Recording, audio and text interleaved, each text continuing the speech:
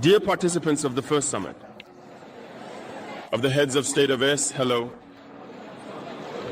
It is a great pleasure and an honor to meet here today, a blessed date, here in Niamey. Before anything else, let us give thanks to God who made this day possible. We thank Him for everything He has done for us up to today, and everything He will do for the people of AES.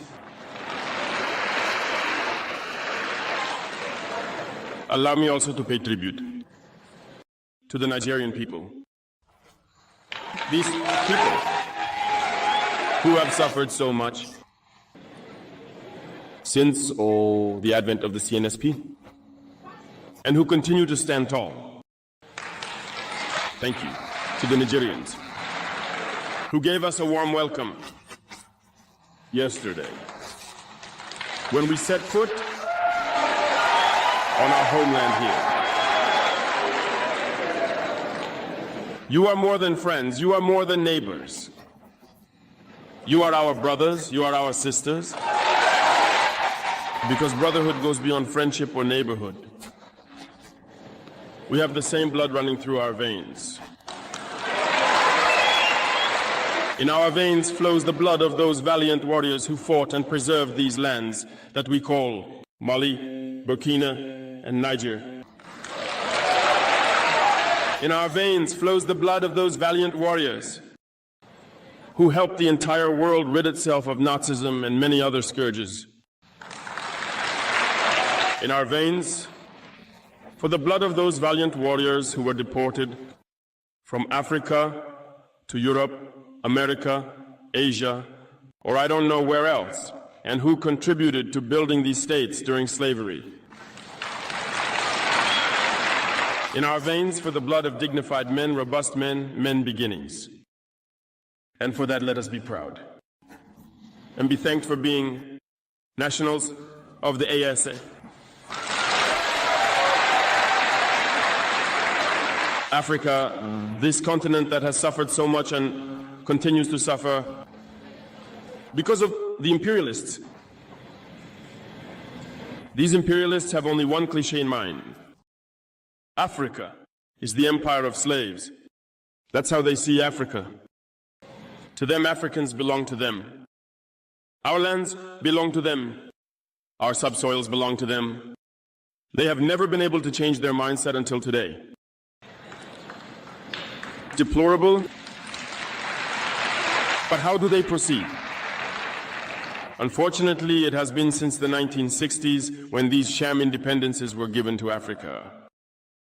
They have merely placed local lackeys at the head, according to them, of their sub-prefecture to be able to continue supplying them.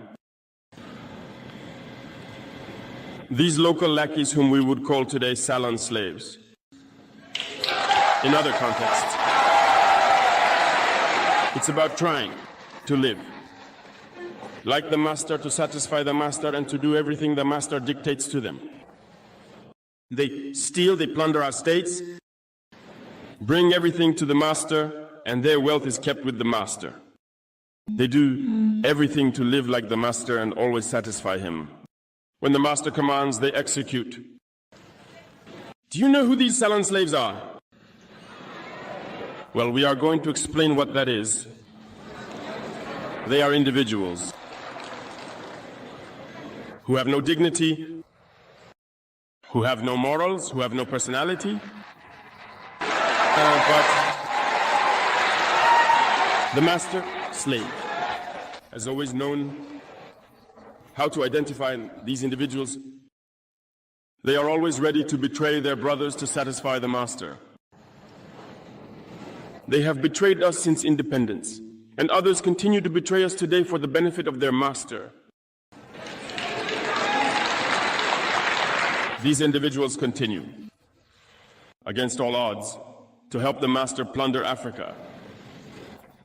They enjoy saying it every year in their economic surveys. Burkina Faso is the poorest country, Mali is the poorest country, Niger is the poorest country. We are ranked among the last. Very well, if we are as poor as they say. But when the time came to take responsibility, we asked these masters to leave the premises. Why don't they want to leave? When we take the case of Niger, for over 40 years, some countries have been exploiting uranium to produce energy at home. From Ottawa to Paris, the streets are lit up. It's the light. But in Niger, it's darkness that is served to us. When you go to our states, our lands are riddled with holes everywhere in search of precious metals such as gold. But often there isn't even the slightest accessible road to reach the areas where they are exploiting. Gold, let alone some basic social services. That's why we decided to revolt and take the destiny of our countries into our own hands. There are many other examples. But when we decided this way, we were approached by certain armchair slaves to convey the message of their master to us, because they had created this kind of polymer chain that rises to the head of our states to serve them, and we came to break the chain. And it's inconceivable for them. So they approached us and asked us to fall in line, to be part of the elite who must lead Africa because they have an elite trained and shaped, who must follow, who are embedded in that chain. We refused to fall in line with them. And from then on, hostilities began. They misled into our areas. Several mercenaries, trainers, agents descended into the Sahel hoping to carry out attacks. Barbaric, cowardly, against our populations, hoping to incite them to revolt. In addition to these attacks on the ground, the communication attacks, manipulation, disinformation are deeply rooted in their souls. But the people of the Sahel have understood, and never again will they be manipulated. They know where they come from, they know what they are doing, and they know where they are going.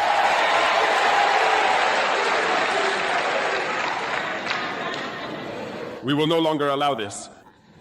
People are awake and people are fighting today, not for ourselves, but for future generations. And thank you all for the fight that is being waged. This never makes us cry. We will not tremble. We will face it. We will fight for true independence, for our freedom. Because to instill fear to the people of the East, these individuals have only 3 terms in their mouths: democracy, freedom, human rights. Sure. Their local values are only elected in a process that is democratic, free and transparent. According to them, their values. What could be more normal than wanting to impose on us this, because they are the ones who set the rules? Very well.